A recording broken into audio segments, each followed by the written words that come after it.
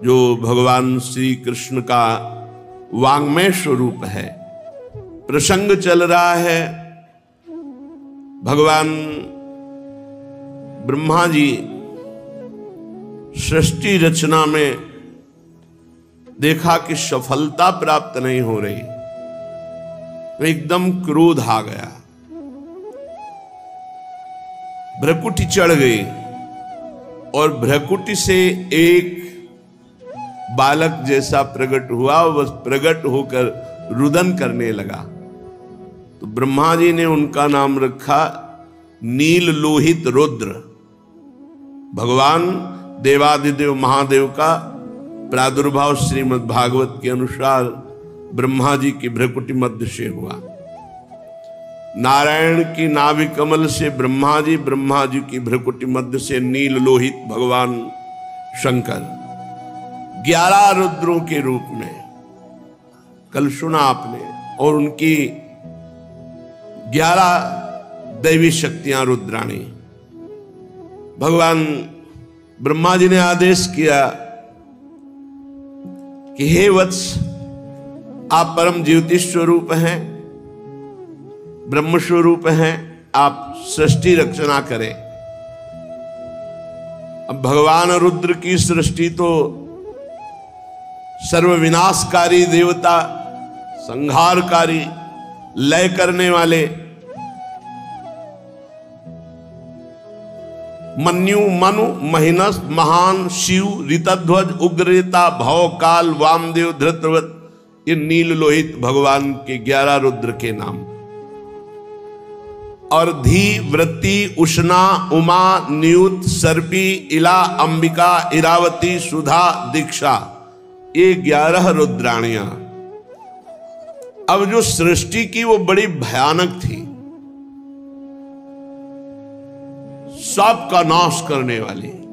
रुद्र भगवान की ऐसी सृष्टि है, ये तो सब नष्ट कर देंगे।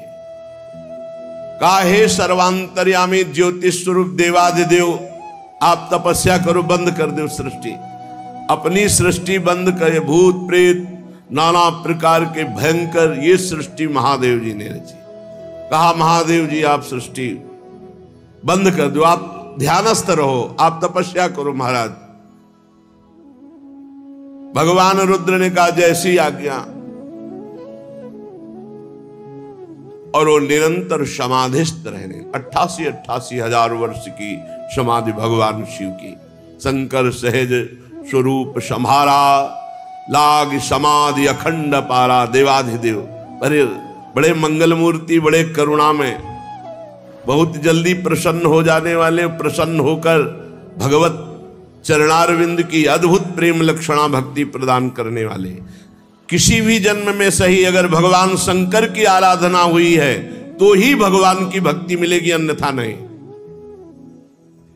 अयोध्या वासियों से भगवान श्री राम सबको बुलाकर बिठाकर कह रहे हैं, एक मैं चक्रवर्ती सम्राट राजा की तरह नहीं बोल रहा हूं, मैं हृदय की बात कह रहा हूं। सबई कहूं कर जोरी, हाथ जोड़कर कह रहा हूं। मैं हाथ जोड़कर एक गुप्त बात कहता हूं, यदि भगवान शंकर की कृपा नहीं हुई तो विशुद्ध भक्ति मेरी कोई नहीं प्राप्त कर सकता। शिवद्रोही मम दास कहावा, सो नर मोह सपन्यों नहीं भावा। भगवान शंकर परम वैष्णवाचार्य देवाधिदेव जब कृपा करते हैं तो प्रिया प्रीतम की भक्ति प्रदान करते हैं, हरि की भक्ति प्रदान करते हैं। अपने को उन्हीं की कृपा कटाक्ष से प्राप्त हुआ है। अपने जानते भी नहीं थे क्या है वृंदावन, क्या है प्रिया प्रीतम। उन्हीं ने नरसिंह मेहता को सीधे रास में भगवान शंकर ने, पूज्य राधा बाबा बाल्यावस्था में भगवान शंकर की आराधना, उसका फल अंतिम जीवन के पलों में राधा राधा राधा राधा राधा। जा पर कृपा न करहि पुरारी, सो न पाव मुनि भगति हमारी। जिस पर भगवान शंकर कृपा नहीं करते वो भगवान की विशुद्ध भक्ति प्राप्त नहीं कर सकता। अगर इस जन्म में प्राप्त है और भगवान शंकर की आराधना नहीं की तो किसी जन्म में बनी है भगवान शिव की आराधना। बिना भगवान शिव की आराधना के हरि भक्ति प्राप्त नहीं होती। तो कोई ऐसा न समझे कि बड़े भयंकर देवता हैं, भयंकर भी हैं और शंकर भी है, शिव कल्याण स्वरूप, और इतने सुंदर हैं हम आपको क्या बताएं, क्योंकि जो स्वाद ली हुई बात होती है वो देखी जाती है। इतने भयंकर है कि हम तुम्हें क्या बताएं, और इतने सुंदर हैं कि पूछो मत। कर्पूर गौरम करुणावतारम, साक्षात करुणा बपू, गौरांग गंगाधर, तेजो राशि, करुणा बरसती है। भगवान शिव के दो रूप हैं, एक बड़ा शांत प्रसन्न और एक बड़ा घोर। अगर उस रूप में आते हैं तो विश्व का प्रलय उन्हीं से होता है, संहार लीला उन्हीं से होती है। तो जब ब्रह्मा जी ने आज्ञा करी तो भगवान रुद्र अखंड तपस्या में संलग्न हो गए। इसके बाद ब्रह्मा जी ने संकल्प किया तो 10 महान पुत्र प्रकट हुए संकल्प से। पहले मरीच जी, फिर अत्रि जी, फिर श्री अंगिरा जी, फिर पुलस्त जी, फिर पुलह जी, क्रतु जी, भृगु जी, वशिष्ठ जी, दक्ष जी और नारद जी। ये 10 महान तप संपन्न भगवत स्वरूप पुत्र प्रकट हुए। नारद जी ब्रह्मा जी की गोद में प्रकट हो गए। दक्ष जी अंगूठे से प्रकट हुए। वशिष्ठ जी प्राणों से प्रकट हुए। भृगु जी त्वचा से, क्रतु जी हाथ से, पुलह जी नाभ से, पुलस्त ऋषि कानों से, अंगिरा जी मुख से, अत्रि जी नेत्रों से, मरीच जी मन से उत्पन्न हुए। ये 10 संकल्पित महापुरुष प्रकट हुए। फिर ब्रह्मा जी के दाएं छाती से धर्म उत्पन्न हुआ,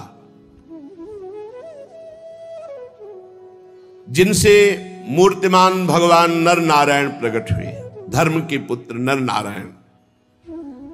और पीठ से अधर्म का जन्म हुआ, उससे संसार को महाभय प्रदान करने वाला मृत्यु प्रकट हुआ अधर्म से। ब्रह्मा जी के हृदय से संपूर्ण संसार को अधीन रखने वाला काम प्रकट हो गया।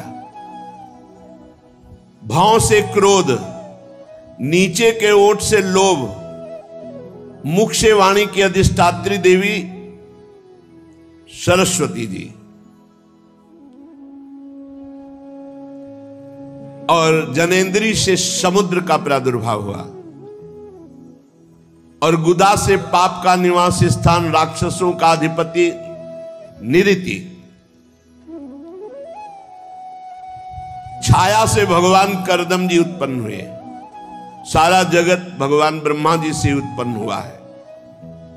अब बड़ी घटना इस समय एक ये घटी कि जिस समय वाणी की अधिष्ठात्री देवी सरस्वती प्रकट हुई थी, इतनी सुंदर थी कि ब्रह्मा जी मोहित हो गए। यद्यपि वासनाहीन है, पर सृष्टि उत्पन्न करनी, इसलिए ऐसा संयोग ब्रह्मा जी की बुद्धि लड़खड़ा गई। जो 10 पुत्र पहले ब्रह्म ऋषि प्रकट हुए, उन्होंने तत्काल हाथ जोड़ा और कहा, पिताश्री आपको शोभा नहीं देता, आप समर्थ हैं, आप अपने मन में उत्पन्न हुए इस काम वेग को रोकिए। आप ये क्या देख रहे हैं, आपकी दृष्टि सही नहीं। पूर्ववर्ती कभी ब्रह्मा ने ऐसा नहीं किया जो पूर्व में ब्रह्मा हुए हैं। आप तेजस्वी हैं, ऐसा आपको शोभा नहीं देता जैसी दृष्टि से आप देख रहे हैं सरस्वती जी की तरफ, क्योंकि आप जैसा करेंगे वैसा ही आचरण संसार में उतरेगा। आप जगत के रचयिता हैं, आप भगवत स्वरूप हैं। मैं आपको नमस्कार करता हूं, लेकिन आपको रोकता हूं, आप अपनी दृष्टि बदलिए। जे ही ऐसा इन 10 महापुरुषों ने कहा तो ब्रह्मा जी बहुत लज्जित हो गए और कहा, धिक्कार, ऐसी वृत्ति कैसे आ गई। तत्काल उनका शरीर छूट गया धिक्कार देते ही, और वो भयानक कोहरा, अंधकार, काम इनके रूप में प्रकट हुआ। क्योंकि ये सृष्टि करनी थी इसलिए ऐसा संकल्प हुआ। कोहरा, अज्ञान, अंधकार, काम। इसीलिए जब काम सवार हो जाए दिमाग में तो फिर वो ये नहीं देखता कि अनुजा है कि तनुजा है कि क्या है। इसीलिए व्यास भगवान ने कहा, बलवान इंद्री ग्रामो विद्वानमपि कर्षति, बहुत देर तक एकांत में अपनी बेटी बहन आदि के पास भी नहीं रहना चाहिए, क्योंकि मन बड़ा बलवान है। कभी जब ब्रह्मा जी का मन, तो फिर औरों की तो बात ही क्या। 10 ब्रह्म ऋषियों ने तत्काल धिक्कार दी, महाराज आप, बड़ी लज्जा आई। शरीर छूटा, वही शरीर अंधकार, कुहरा, काम, मलिन काम। अभी एक पीछे सुन चुके हैं, हृदय से काम प्रकट हुआ। एक काम को भगवान का स्वरूप माना गया है, जो धर्मयुक्त काम है उसे भगवान का स्वरूप माना गया है। धर्मयुक्त सहवास करके संतान उत्पन्न करना, ये भगवान की पूजा, ये धर्म माना गया है। और पापाचरण, व्यभिचार करना, ये यहां काम प्रकट हुआ। जो सरस्वती जी को देखकर मन में संकल्प बना, उससे अंधकार, कुहरा और पापाचरण कराने वाला काम प्रकट हुआ। काम 2 प्रकार का, एक धर्म स्वरूप और एक पाप स्वरूप। ब्रह्मा जी जो ही वो शरीर छूटा, नया शरीर धारण किया, क्योंकि तेजो में भगवत स्वरूप है। उसी समय ब्रह्मा जी के 4 मुखों से 4 वेदों का प्रादुर्भाव हुआ। उपवेद, न्याय शास्त्र, होता, उद्गाता, अध्वर्यु, ब्रह्मा, इन 4 ऋत्विजों के साथ कर्म, यज्ञों का विस्तार, धर्म के 4 चरण, 4 आश्रम, उनकी वृत्तियां, ये सब ब्रह्मा जी के मुख से उत्पन्न हुई। ब्रह्मा जी ने अपने पूर्व, दक्षिण, पश्चिम, उत्तर के मुख से, पूर्व से ऋग्वेद, दक्षिण से यजुर्वेद, पश्चिम से सामवेद और उत्तर के मुख से अथर्ववेद का प्रादुर्भाव किया। ऋग्वेद, यजुर्वेद, सामवेद, अथर्ववेद, 4 वेद प्रकट हुए ब्रह्मा जी के मुख से। फिर क्रम से शास्त्र, होता का कर्म, इज्जा, अधिवर्य का कर्म, स्तुत, स्तोम, उद्गाता का कर्म और प्रायश्चित, ब्रह्मा का कर्म, ये 4 कर्म प्रकट हुए। फिर ब्रह्मा जी के 4 मुखों से आयुर्वेद, चिकित्सा शास्त्र, धनुर्वेद, शस्त्र विद्या, गांधर्व वेद, संगीत विद्या, स्थापत्य वेद, शिल्प विद्या, ये 4 उपवेद प्रकट हुए। ऋग्वेद, यजुर्वेद, सामवेद, अथर्ववेद, 4 वेद, और आयुर्वेद, धनुर्वेद, गांधर्व वेद और स्थापत्य वेद, ये 4 उपवेद प्रकट हुए। फिर सर्वदर्शी भगवान ब्रह्मा ने अपने 4 मुखों से इतिहास, पुराण रूप 5वां वेद प्रकट किया। फिर षोडशी और उक्त, चयन और अग्निष्टोम, आप्तोर्याम और अतिरात्र, वाजपेयी और गोशव, ये यज्ञ प्रकट किए। फिर विद्या, दान, तपस्या और सत्य, ये धर्म के 4 चरण हैं। विद्या, दान, तपस्या और सत्य, ये धर्म के 4 चरण प्रकट किए।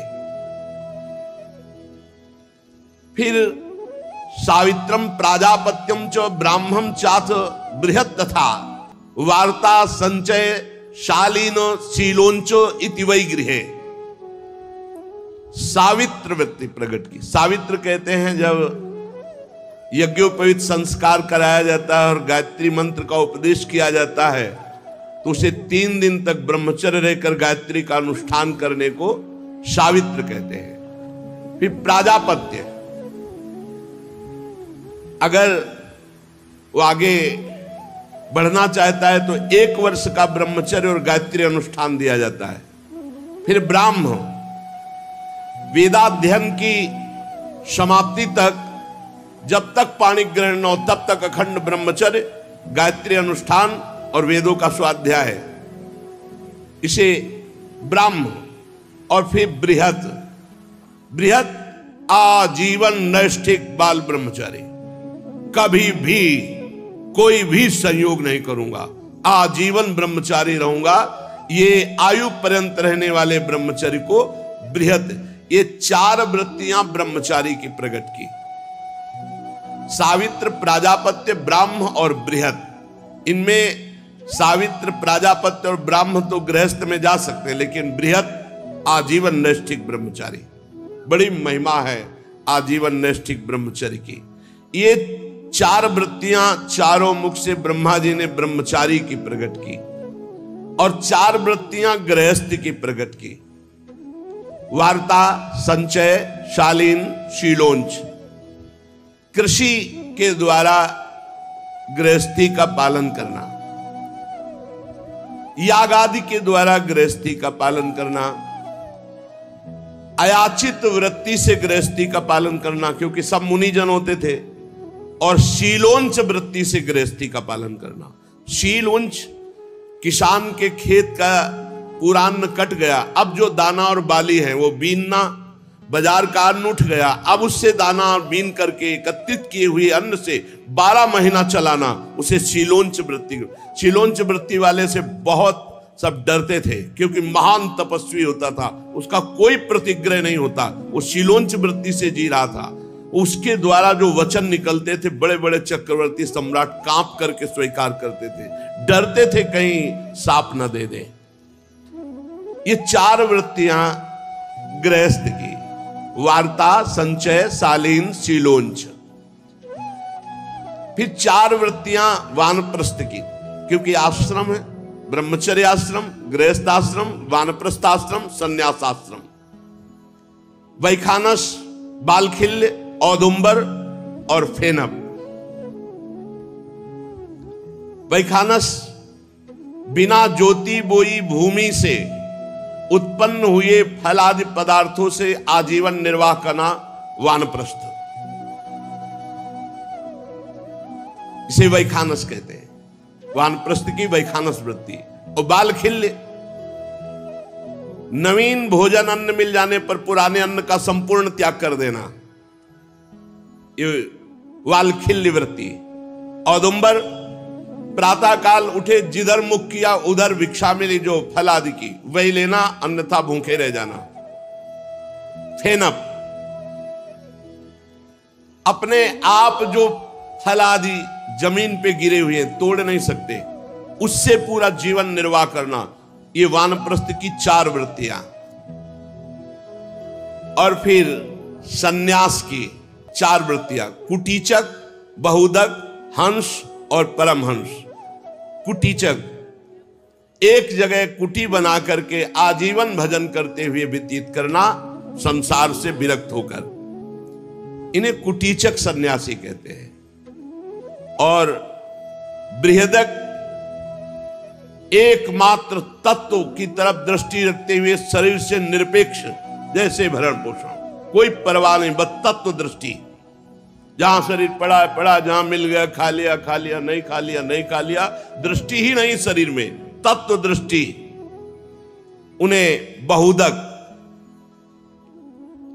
और जो निरंतर तत्व में स्थित है उन्हें हंस, और जो जीवन मुक्त हो चुके उन्हें परमहंस। ये सन्यास की 4 वृत्तियां हैं।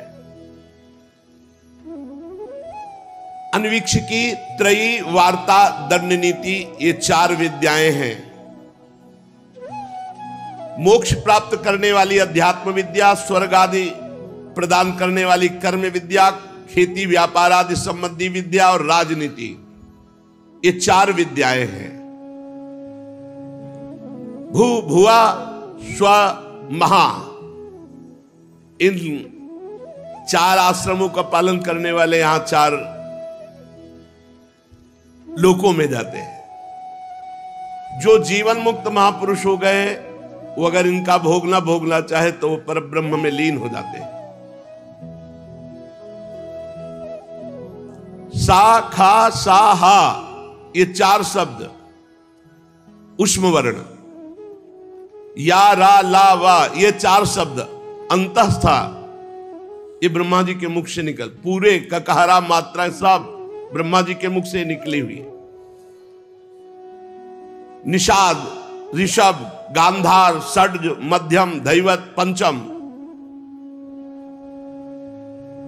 ऐसा रे गा मा प ध नी, ये ब्रह्मा जी के मुख से निकली। यहां नी से शुरू होता है, तो निषाद, निशा रे गा मा प ध, नी में निषाद, जो वो ऋषभ, सा में षडज, रा में ऋषभ, गा में गांधार, मा में मध्यम, धा में धैवत, पा में पंचम। ये ब्रह्मा जी से शब्द ब्रह्म प्रकट हुए।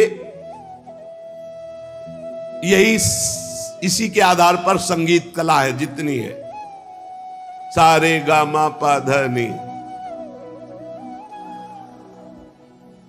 षडज, ऋषभ, गांधार, मध्यम, धैवत, पंचम, निषाद। फिर ब्रह्मा जी की अव्यक्त एक वाणी प्रकट हुई,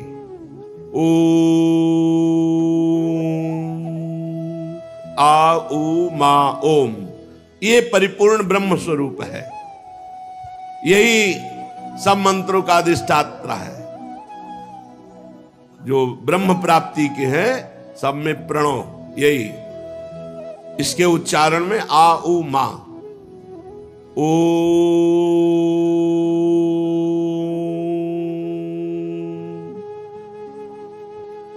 विदुर जी, ये परम पवित्र सृष्टि भगवान ब्रह्मा ने प्रकट की।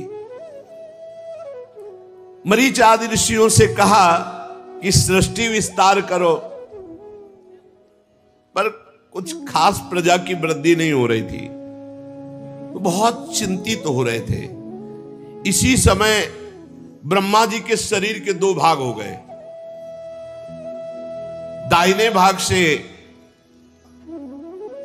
जो विभक्त हुए उसे काय कहा गया। जो दाहिना भाग था वो महाराज मनु, और जो बायां भाग था वो महारानी शतरूपा। यहीं से मैथुन धर्म से सृष्टि बढ़ी।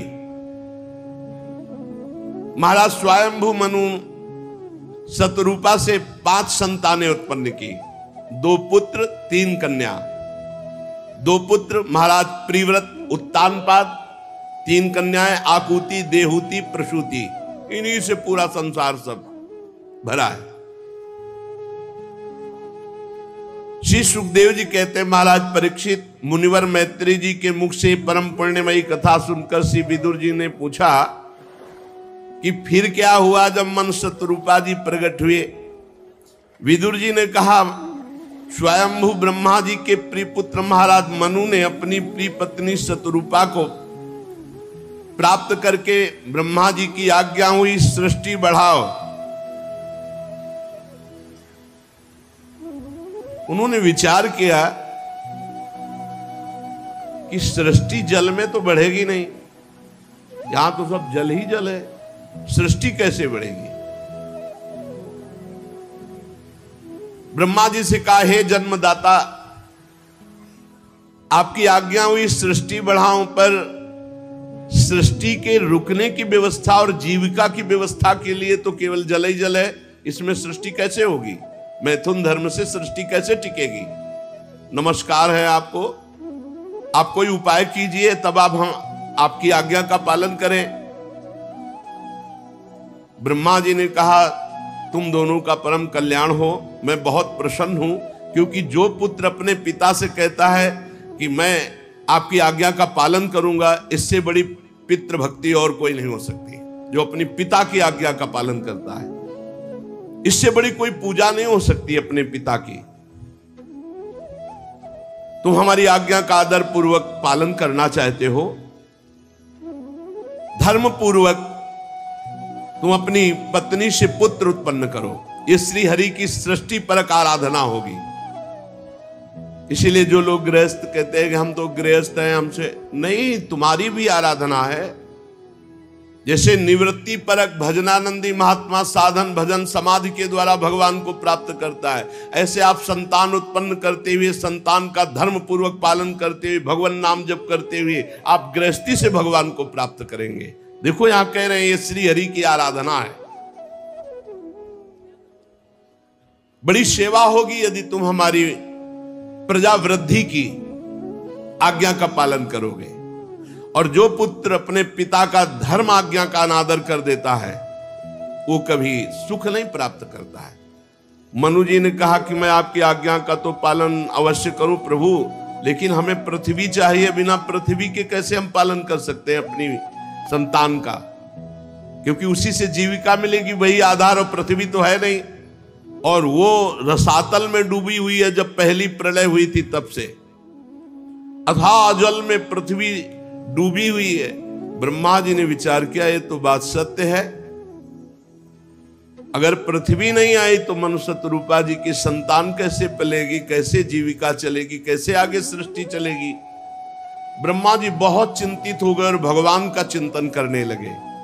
जेवी भगवान का चिंतन किया तो ब्रह्मा जी के नासा छिद्र से एक छोटा सा जीव निकला। देखते देखते वाराह शिशु हो गया, और बड़े आश्चर्य की बात कि देखते देखते आकाश तक ऐसे पर्वताकार वाराह, भारी घुरघुराहट, भगवान का वाराह अवतार। तो जो 10 मरीच आदि महापुरुष जन थे उन्होंने, और 4 जो सनक सनंदन सनातन सनत कुमार जी थे, वो स्वयंभू मनु शतरूपा ब्रह्मा जी, अभी इतनी ही प्रगट में सृष्टि है। जब 12 भगवान प्रकट हुए तो इतनी है।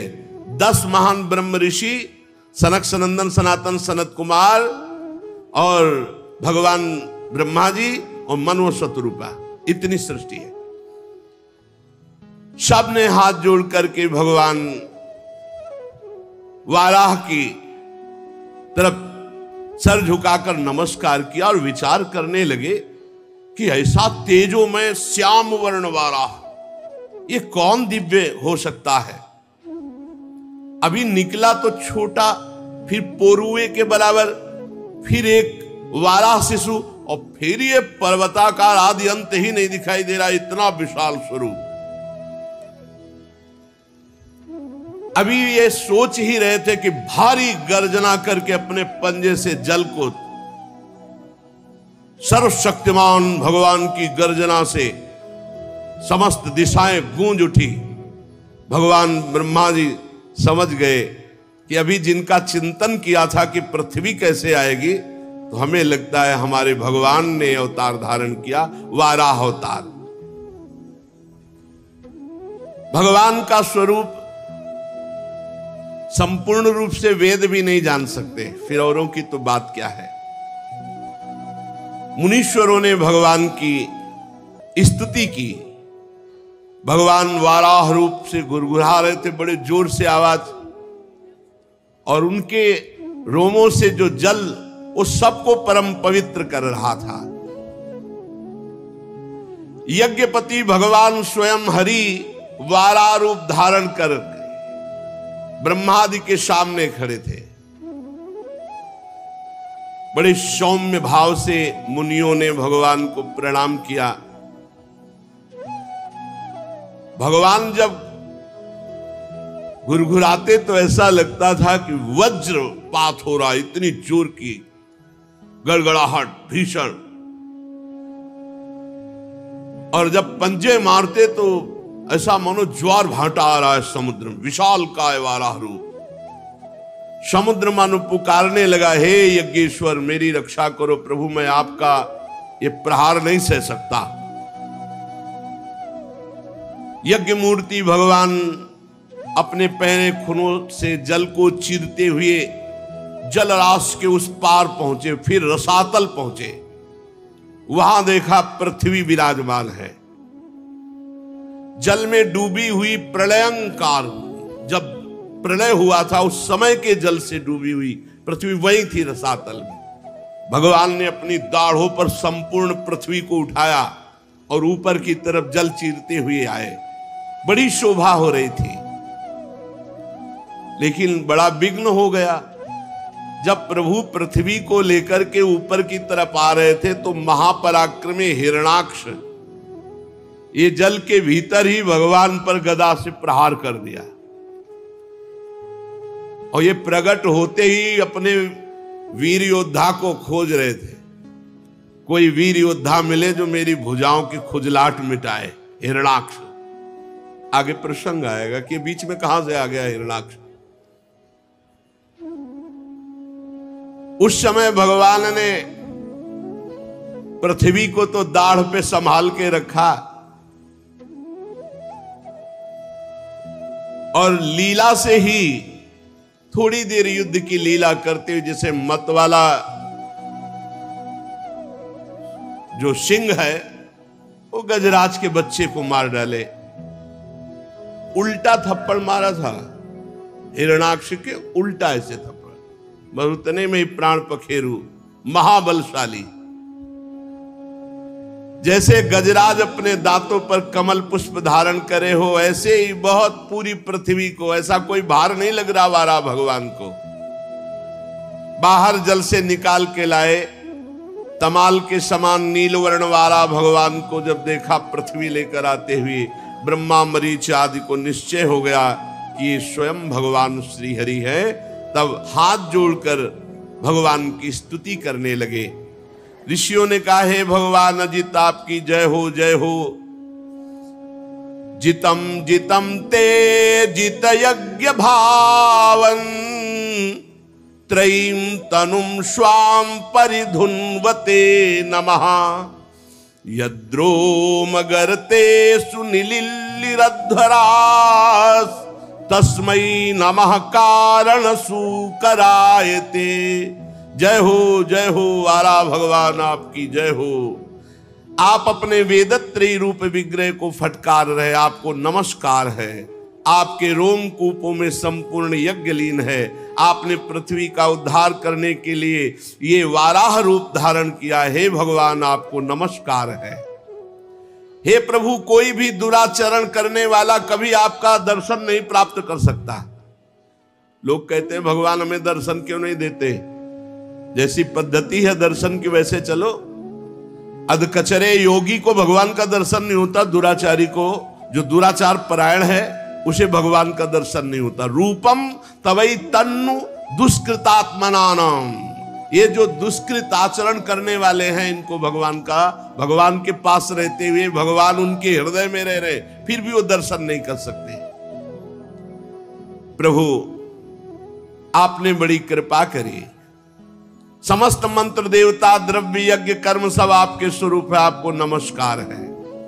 वैराग्य भक्ति और मन की एकाग्रता से ही आपका अनुभव किया जा सकता है। वैराग्य भक्ति और मन की एकाग्रता से ही आपका अनुभव किया जा सकता है। आप सबको विद्या प्रदान करने वाले विद्या गुरु हैं। जिसके हृदय में भी ज्ञान होता है भगवान देते हैं। आपको पुनः पुनः प्रणाम है। प्रभु आपके दांतों पर रखी हुई भूमंडल बड़ा सुशोभित हो रहा है। चराचर जीवों को सुखपूर्वक रहने के लिए आपने जगन माता पृथ्वी का उद्धार किया। आप हमारे पिता हैं और पृथ्वी हमारी माता है। प्रभु आपको और पृथ्वी माता को बार बार प्रणाम है। रसातल में डूबी हुई इस पृथ्वी को निकालने का साहस केवल आप ही कर सकते थे, दूसरा नहीं। हे वाला भगवान आप सर्वाश्चर्य में हैं, आपको नमस्कार है। इसीलिए रोज प्रातः पहले भूमि के चरण। तो सब आधुनिकता बढ़ती जा रही है, वैदिक सिद्धांतों को शास्त्रों को मानना या जानना ही नहीं तो माने क्या। सबसे पहले सैया से उठकर भूमि माता को प्रणाम करना चाहिए, फिर सदगुरु का स्मरण, नाम जप मंत्र, फिर अपनी दिनचर्या। श्री मैत्रेय जी कहते हैं ब्रह्मवादी मुनियों ने जब भगवान की स्तुति की तो वाला भगवान ने अपनी शक्ति से पृथ्वी को ऐसे स्तंभित कर दिया कि जल में ना डूबे। रसातल से लीला पूर्वक लाई हुई पृथ्वी को जल पर रखकर भगवान श्री हरि स्थापित कर दिया और अंतर ध्यान हो गए। विदुर जी, भगवान की लीला में चरित्र अत्यंत कीर्तनीय है।